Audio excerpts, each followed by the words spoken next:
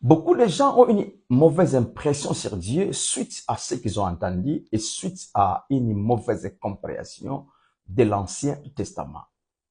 Bienvenue dans Comprendre le salut certain. Nous sommes tentés d'explorer de Genèse à Apocalypse, c'est la Christologie. Christ est le centre dans toute la Bible. Alors, il y a des gens qui disent que Dieu permet la maladie, Dieu permet la mort, Dieu peut tuer, Dieu nous enseigne par des maladies, par la souffrance. Est-ce que c'est vrai? Non. Pourquoi? Parce que les gens ont mal compris la révélation qui est dans l'Ancien Testament. Écoutez, l'Ancien Testament, c'est l'ombre du Nouveau Testament. Et le Nouveau Testament, c'est la réalité de l'Ancien Testament. Or, on ne peut pas interpréter la réalité par l'ombre, mais on peut interpréter l'ombre par sa réalité.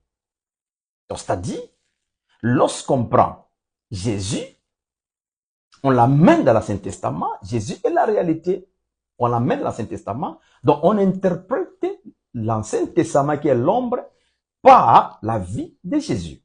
C'est là où on nous dit dans Hébreux chapitre 1, le verset 1 à 2.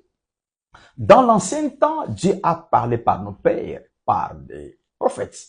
Et dans les temps où nous sommes maintenant, Dieu nous parle par son Fils, qui est le reflet de sa gloire et la vraie nature de Dieu.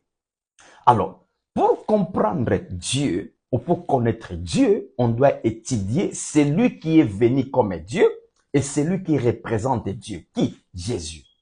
Jésus est la vraie nature de Dieu car il est lui-même Dieu. Alors, prenons les 4 évangiles. Étudions la vie et le ministère de Jésus.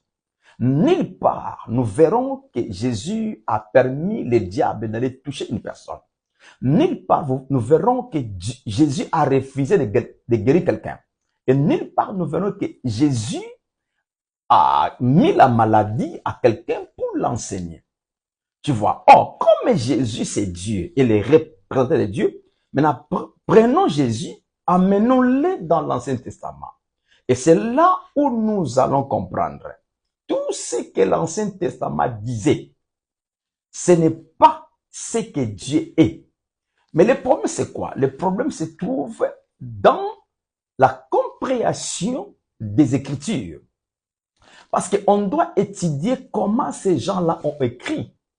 Laisse-moi vous donner une petite réponse. La révélation est progressive. Ces gens-là n'avaient pas la révélation que nous avons aujourd'hui sur Dieu. Donc, laisse-moi vous garantir